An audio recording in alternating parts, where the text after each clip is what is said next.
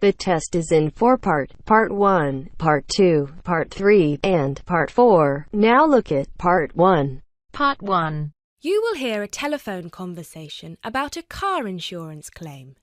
You have 30 seconds to look at questions 1 to 5. Good afternoon. Watto Insurance. This is Janet speaking. How may I help you? Yes, hello. I would like to make a claim on my car insurance, please. Certainly, sir.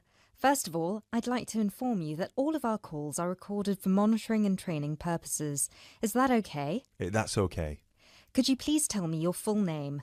Sure, it's Mr. Bennett Fisher. Okay, sorry, how do you spell your surname? It's spelled Fischer. Great, thank you. I see that you have taken out a third-party fire and theft premium with us on a 2013 light blue Volkswagen Passat. Is that okay? Yes, well, almost. The colour is not light blue, it's light green. Okay, thank you for updating your information with us. What is the nature of your claim with us today? Last weekend, I had driven up to York on business and left my car in a monitored car park. However, it was only monitored until 8 p.m. and I did not return to collect it until 9:30 p.m, after which no car park staff were present. When I arrived at the car park, my car wasn't there. It must have been stolen. I see. Were there any valuable items left in your car which could have been seen from outside? Well, I had recently bought quite an expensive radio for my car, but the front panel is detachable and I always stow it in my glove compartment. So, no, there wouldn't have been anything valuable on display. Okay, Mr. Fisher. Thank you for that information. I'm going to send you some forms through the mail for you to fill in. Before I can do that, I need to ask you a couple more questions. Is that okay? Of course.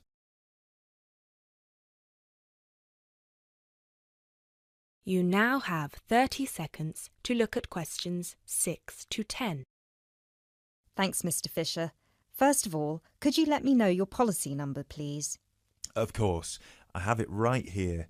It's G34C245. G34C245. Thanks. And the type of claim? Shall we say stolen car? Yes, the car was definitely stolen. I reported it to the police immediately. I actually have the report number here if that's of any use. No, not right now. But keep hold of that as we will need to see a copy of the police report eventually. Which police station did you report the offence at? York Police Station. Was it your first time in York? No, but it was the first time I'd driven there. I usually take the train. Were you aware that the car park was only manned until 8 p.m? No, I was not aware of that. Were there any signs put up on the premises that informed car owners of the risks of leaving their cars after normal operating hours? Yes, but they said the car park was going to be guarded until 10 p.m, at which point the entrance is barred so no cars can come in or out. Was any reason given for that sudden change? The police informed me that the staff on duty that night had left on an urgent call. I believe it was something about a family member being admitted to hospital. Were there any personal items left in your car? Yes, first of all there was the car radio I mentioned before. Ah, yes, of course. Anything else? Just some CDs and an old jacket. Right. Thank you, Mr. Fisher. I have everything I need for now and will send these forms out to you shortly. When you get them, please fill them out with as much information as you can and, where possible, include copies of any relevant documents to support your claim, such as police reports and registration details. Once you have returned that to us, we can then start to assess whether you will be eligible to receive compensation. Do you have any further questions for me today? No, that's all. Thanks for your help. That is the end of Part 1. Now turns to Part 2. Part 2. You will hear part of a radio programme in which the manager of the Apollo Leisure Centre is interviewed about the centre. First, you have some time to look at questions 11 to 16. Now listen to the first part of the interview and answer questions 11 to 16. Next, I'd like to welcome Carol Brown, manager of the Apollo Leisure Centre.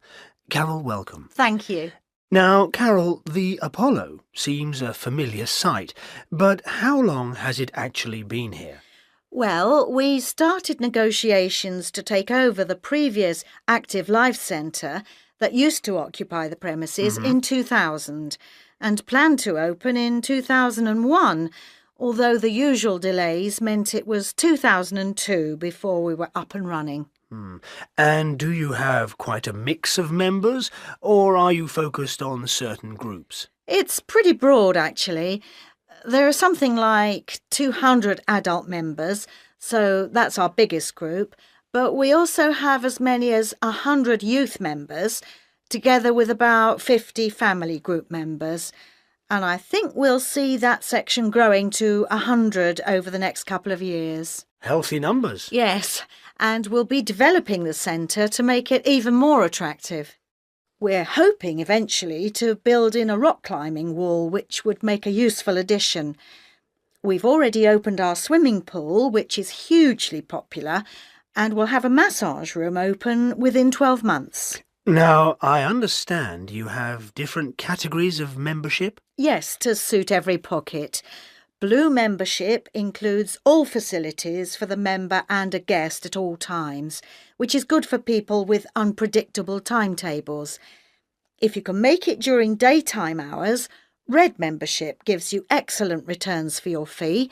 As for only half price, you can use all the facilities during the day, and they're actually less crowded then.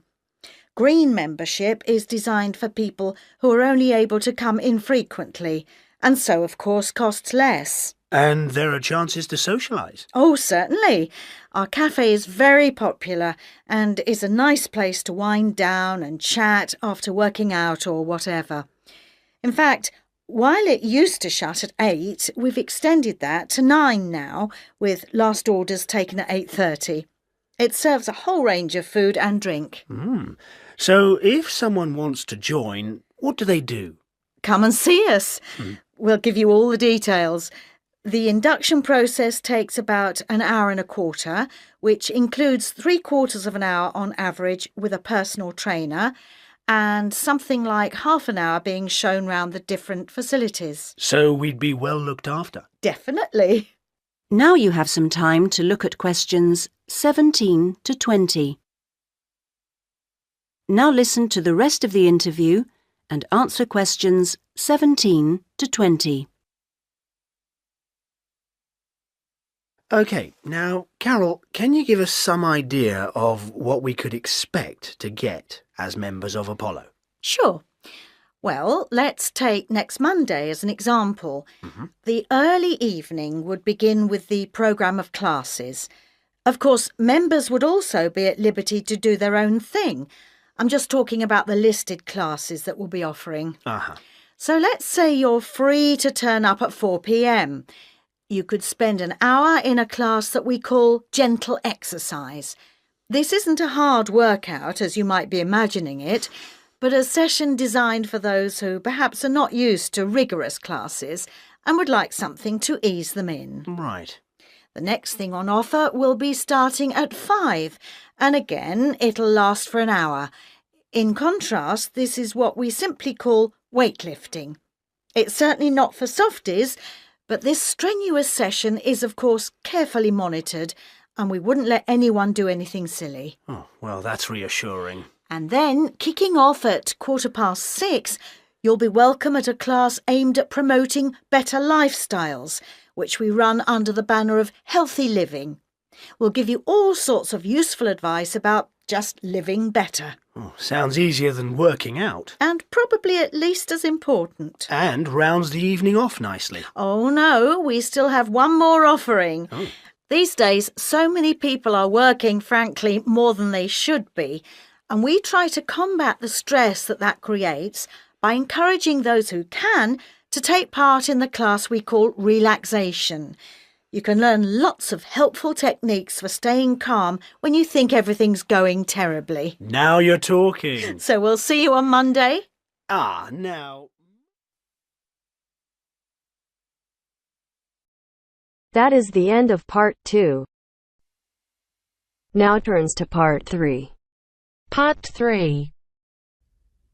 You will hear a talk by a wildlife specialist on a type of bird called a kiwi.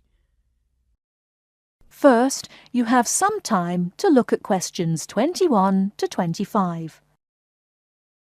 Now listen carefully and answer questions 21 to 25.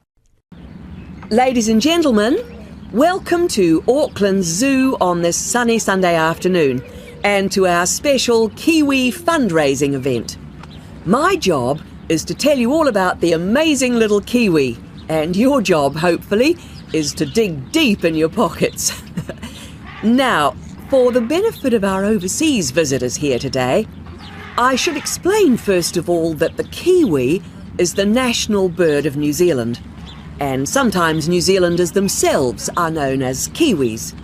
Now, while kiwis in the wild are a rare sight, the kiwi as a symbol is far more visible.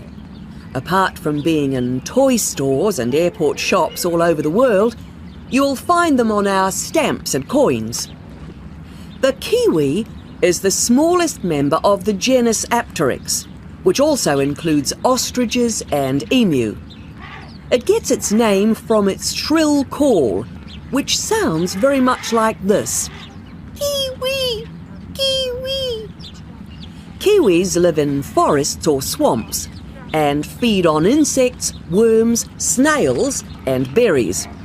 It's a nocturnal bird with limited sight, and therefore it has to rely on its very keen sense of smell to find food and to sense danger. Its nostrils are actually right on the end of its long beak, which is 1/3 of the body length. Now, here's an interesting fact. Although kiwis have wings, they serve little purpose, because the kiwi is a flightless bird. Since white settlement of the islands, kiwi numbers have dropped from 12 million to less than 70,000. And our national bird is rapidly becoming an endangered species. This is because they're being threatened by what we call introduced animals. Animals which were brought to New Zealand, such as cats and ferrets, which eat kiwi eggs and their chicks. Before you hear the rest of the talk, you have some time to look at questions 26 to 30. Now listen and answer questions 26 to 30. And so we have launched the Kiwi Recovery Programme in an all-out effort to save our national bird from extinction. There are 3 stages to this programme. Firstly, we have the scientific research stage. This involves research to find out more about what kiwis need to survive in the wild. Then secondly, we have the action stage. This is where we go into the field and actually put our knowledge to work. We call this putting science into practice. And then we come to the 3rd stage, the global education stage. By working with schools and groups like yourself, as well as through our award-winning Kiwi website, we are hoping to educate people about the plight of the kiwi. As part of the action stage, which I just mentioned, we've introduced Operation Nest Egg, and this is where your money will be going. It works like this. It's a 3-stage process. First of all, we go out to the kiwi's natural habitat and we collect kiwi eggs. This is the tricky part, because it can be very difficult to find the eggs. Then, in safe surroundings, away from predators, the chicks are reared. Now, this can be done on predator-free islands or in captivity. They're reared until they're about 9 months old, at which stage the chicks are returned to the wild. So far, it's proving successful. And since we started the programme, some 34 chicks have been successfully raised this year, and their chances of survival have increased from 5 to 85%. However, It's not time to celebrate Kiwi survival just yet.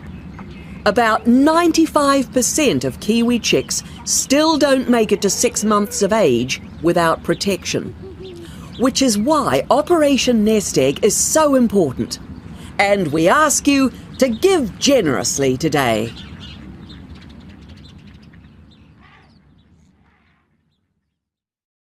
That is the end of part 3. Now turns to part 4. Part 4. You will hear a talk about developments in public transport in large cities.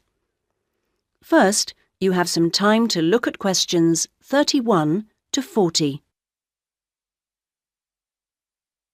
Now listen to the first part of the talk and answer questions 31 to 34. That big cities around the world are getting bigger is a clear trend. This situation is going to make the issue of transport increasingly important. Cities cannot work if their people and their visitors cannot move around. This means that public transport is vital to the success of cities. And yet, private car ownership is increasing all the time. Can these two facts be contained in the same reality? Isn't the car slowly but surely strangling the city? But we must acknowledge it does have genuine benefits. Having said that, the fact that car owners can escape to the mountains is of little relevance to the issue of daily city life, in which we need to do things like ferry heavy shopping and luggage around, something the car, of course, is invaluable for. But the so-called family car is rarely occupied by a family, just a single driver taking up a lot of road space. It's not only the car that clogs up our roads, of course. Trucks are heavy, noisy and smelly intruders. But it's hard to persuade companies to opt for rail freight rather than road. They argue that it is cheaper and more flexible, and trucks are undoubtedly able to go when you want, where you want. The cost claim is false, however. Truck companies don't hold themselves responsible for the environmental costs they incur, nor are they keen to calculate the time spent on repairs or delays. So, this is our first challenge, the sheer volume of traffic. If we compare 3 developed and urbanised countries, we can see interesting differences. The UK, for example, has just over 20 million cars, 1 for every 3 people approximately, and nearly 3 million buses and trucks. These figures sound very high, but in fact the Netherlands, although only a little over a quarter the population, has more vehicles per head of population. Meanwhile, Germany, bigger than both other countries put together, actually outstrips either in terms of vehicles per head of population. Now, there is no correlation between these figures and the percentages of journeys made on public transport. This means that the route to better public transport use is not abolishing the car, but rather making public transport better. Not surprisingly, where people can choose, they choose the thing they prefer, not the thing they don't. How do people judge public transport? Well, a major survey was carried out this year, indicating that there are many aspects, from clean interiors of buses to the proximity of routes to homes and workplaces. Fare prices is a complex issue and needs to be accounted with car costs. What people seem to find most frustrating is scheduling. If the route doesn't pass their departure point when it suits them, they'll drive instead. The issue of personal safety seems to have reduced in urgency with better lighting at stops and CCTV.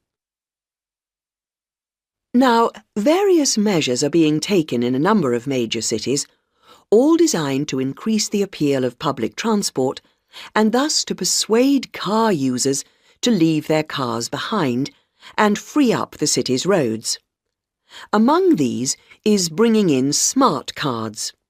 These are purchased in advance and mean passengers spend less time waiting to buy tickets and board buses and trains, particularly when switching across transport modes within the same journey.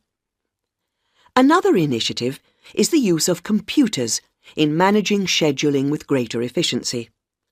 But such logistical measures are not sufficient in themselves, and indeed the benefits that they bring are often less apparent to passengers than to transport managers.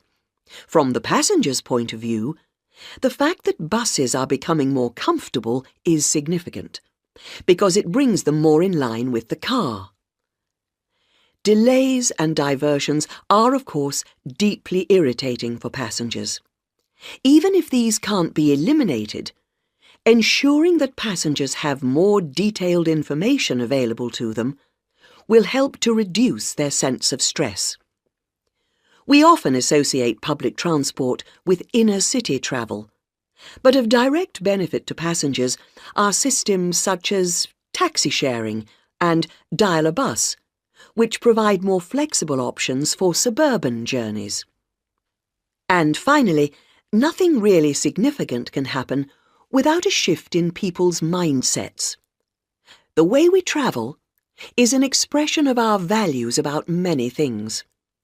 Companies operating public transport are slowly but surely finding it possible to sell their services as a public-spirited alternative to the car, as awareness of environmental issues has increased radically in the last few years. Overall, then, this combination of steps and changes has a good chance of shifting the city out of the car and onto the bus and train. That is the end of part 4. You now have half a minute to check your answers.